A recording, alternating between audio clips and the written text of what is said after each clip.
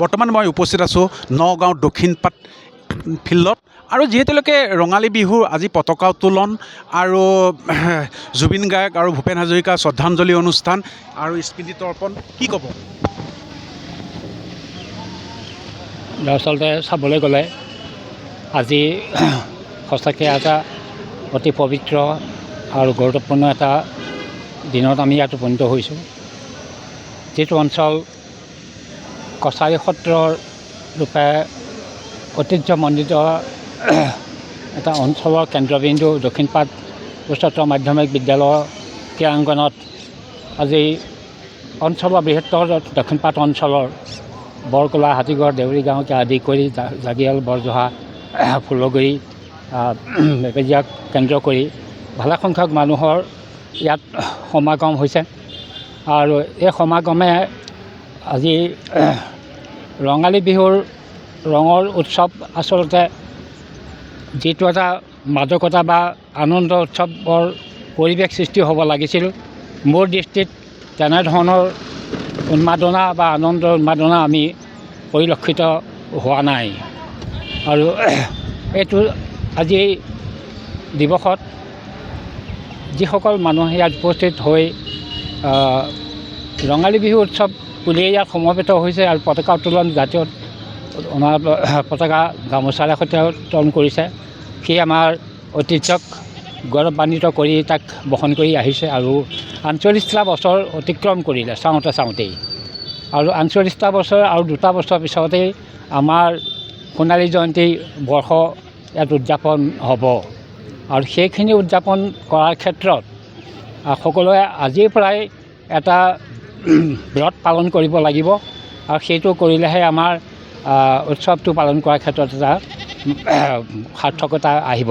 আৰু কথা হ'ল আজি যদিও এটা ৰঙৰ উৎসৱ ৰঙালী বিহুৰ এই ৰঙালী বিহুৰ উন্মাদনাৰ পৰিৱৰ্তে এখন হৰ্ষ বিষাদৰ ছবিহে আমি প্ৰতিফলিত হোৱা যেন মোৰ অনুভৱ হৈছে। কিয়নো আমাৰ জাতিৰ প্ৰতীক, জাতিৰ গৌৰৱ, আমাৰ সাগৰতলীৰ মানিকদোখৰ জুবিন গাৰ্গদেৱৰ হিয়াৰ আমঠুৰ জুবিন গাৰ্গ আজি আমাৰ মাজত নাই আৰু নোহোৱাৰ এই বিদায়খনৰ বা তেওঁ আমাৰ যিটো বেদনা, মৌন বেদনা, আজি সেই মৌন বেদনাক আজি মৰ্মে উপলব্ধি কৰি আমাৰ যিটো আনন্দৰ উৎসৱ সেইটোক যেন ম্লান পেলাই দিছে। কাৰণ এই অভাৱ এই পূৰাব নোৱাৰা এটা অপূৰণীয় ক্ষতি। গতিকে সেই ক্ষতিৰ মাজত আজি উৎসৱটো পাতিবলৈ গৈ আমি যে বিভ্ৰান্ত হৈছোঁ, আমি আনন্দ কৰিম নে আচলতে দুখৰ সাগৰত আমি উটি যাম। গতিকে সেইজনক আমি জীয়াই ৰাখিবৰ কাৰণে তেওঁৰ যিখিনি কীৰ্তি, তেওঁৰ যিখিনি সৃষ্টি আজি আমাক দি গ'ল, সেইখিনিক আমি সকলোৱে অতি সুন্দৰভাৱে তাৰ ওপৰত কোনো প্ৰলেপ নসনাকৈ তেওঁৰ সৃষ্টিৰাজিক আমি জীয়াই ৰাখিব যদি নোৱাৰোঁ বা সেইখিনিক যদি আকৌ বিকৃতি কৰোঁ, তেতিয়াহ'লে তেওঁক দ্বিতীয়বাৰৰ কাৰণে হত্যা কৰা হ'ব বুলি মোৰ অনুভৱ হয়। আৰু সেইটোৱে আজি মানে হৈছে এজনী বাঙালী ভাষী যে শিল্পী মমিতা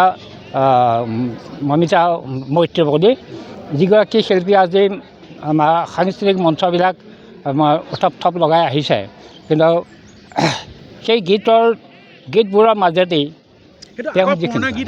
পুৰণা গীত হেৰি হৈছে আৰু ঠিক আছে হ'ব বাৰু, সেইটো যাতে সেইটো পুনৰাবৃত্তি নহয়, শুদ্ধ ৰূপত যাতে মানে আমাৰ জুবিন গাৰ্গৰ সৃষ্টিৰাজিক যে উপস্থাপন কৰি তাক আগুৱাই লৈ যোৱাত আমাৰ বহিৰাগত কোনোবাই আমাৰ শিল্পীসকলৰ বা আমাৰ জাতীয় প্ৰতীক এই অম্লান জ্যোতিৰে জিলিকি থকা আমাৰ সত্তাটোৰ গীতসমূহ তেওঁলোকে পৰিৱেশন কৰক শুদ্ধ চিত্তে, তাত যাতে কোনো বিকৃতিৰ সৃষ্টি নকৰে আৰু সেই বিকৃতিয়ে কি কৰিব, তেওঁ জীৱনকালতে প্ৰভাৱ পেলাব, বেয়াকৈ প্ৰভাৱ পেলাব আৰু তেওঁৰ সৃষ্টিৰাজিক ধ্বংস কৰাৰ পথলৈ আগবঢ়াই নিব। সেইটো যাতে নহয় আৰু সেইটো আমি আপত্তি নকৰোঁ, তেওঁলোকেও আমাৰ শিল্পীসকলক আগুৱাই নিয়াৰ ক্ষেত্ৰত মানে তেওঁৰ গীত পৰিৱেশন কৰক, কিন্তু তেওঁৰ সুৰ, লয়, ছন্দ আৰু তেওঁৰ গীত মূৰ্ছনা সেইটো কোনো প্ৰভাৱ নেপেলোৱাকৈ যাতে তেওঁলোকে আগবঢ়াই লৈ যাব পাৰে, মই তাৰ কথাই মই বিশেষকৈ মানে অনুৰোধ জনাইছোঁ। আৰু সমাজ এখন আগবাঢ়িবলৈ হ'লে পৰস্পৰ সহযোগিতা থাকিব লাগিব, নহয় জানো? নাই, এইটো নিতান্ত প্ৰয়োজন,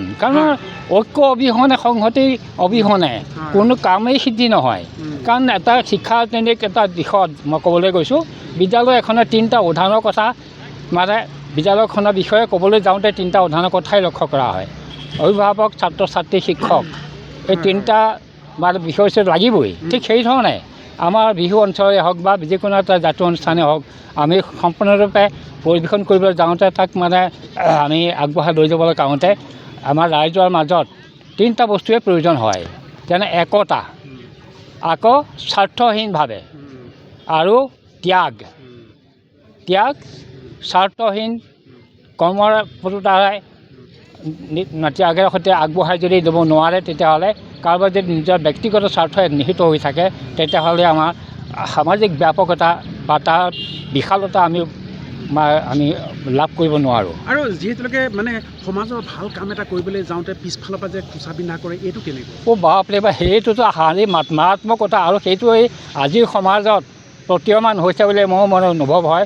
প্ৰতিখন সমাজতেই হৈছে, বহুতখিনি ডেভেলপো হৈছে, উন্নতি হৈছে, কিন্তু যি ধৰণে হ'ব লাগে আৰু এইটোৱে মূল কাৰক হিচাপেই মানে প্ৰতিখন সমাজতে যেনে আজি কি এটা ক্ৰিয়া হিচাপে মানে আমি পৰিত্যক্ত বস্তু হিচাপে আমি যিটো গ্ৰহণ কৰিব নোৱাৰোঁ, যিটো বিষম আচৰণ বিয়পাই তুলি আমাৰ সমাজ ব্যৱস্থাক ধ্বংসৰ মাজলৈ আগবঢ়াই লৈ গৈছে। আৰু তাৰ সমাধান সোনকালেই নিশ্চয় হ'ব, কাৰণ আমি মানুহ হয়, মানুহ জাতি।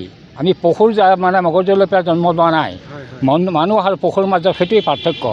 আমি ইয়াক দকৈ চিন্তা কৰি সমাজ নিৰ্মাণৰ ক্ষেত্ৰত যিমানখিনি অৰিহণা বা যিমানখিনি ত্যাগ স্বীকাৰ কৰিব লাগে সেইখিনি কৰি মানুহৰ মাজত মানুহ হৈ আমি যাই নিশ্চয় থাকিব লাগিব। সেইখিনি কৰি হ'ব, সেইটো মই আশাবাদী। সভা সমিতি, বিহু এইবিলাকত আপুনি দুআষাৰ কথা ক'বলৈ যাওঁতেই যে আপোনাৰ মানে কিছুমান এনেকুৱা এটা অৱস্থা হয় যে নেতিবাচক কটায়তৰ এটা মানে মানুহে কৰিবলৈ বিচাৰে, কি ক'ব সেইটো? নাই, নেতিবাচকক আমি মানে পজিটিভ থিংকিং, যোগাত্মক দৃষ্টিভংগীৰে যদি আমি তেওঁতকৈ যিসকলে এই বিষবাস্পত মানে বিয়পাই তোলাত অগ্ৰণী ভূমিকা লৈছে, তেওঁলোকতকৈ যদি আমি ভালখিনিয়ে ভালৰ চিন্তা কৰি বৃহত্তৰ স্বাৰ্থ খাদ্যত আমি সুন্দৰ সমাজ এখন মানে নিৰ্মাণৰ ক্ষেত্ৰত আমি দৃঢ় ভূমিকা পালন কৰোঁ, তেওঁলোক অট'মেটিক নিষ্ক্ৰিয় হৈ যাব, সেইটো মই নিশ্চিত। আৰু 10জনে স্বীকাৰ নিশ্চয় কৰিব। আপোনালোকৰ নিচিনা ব্যক্তিয়ে মোক মানে কৈছে তেনেকুৱা কথাটো, সেইকাৰণে মই মানে আজি এইটো নাই, সেইটো কোনোৱে তেনেধৰণে কোনোৱে গ্ৰহণ কৰে। ক্ষুদ্ৰ চিন্ত মানুহে কোনোৱে সেইখিনিক মানে স্বীকাৰ কৰিব নোৱাৰে, আৰু কৰে যদিও সেইসকলক সমাজৰ কোন শ্ৰেণীত পৰিব সেইটো অনুমেয় হ'ব। 10জনে সেইটো মানে প্ৰকাশ কৰিব, সেইটো মই নিজে। ধন্যবাদ, থেংক ইউ, বহুত বহুত ধন্যবাদ।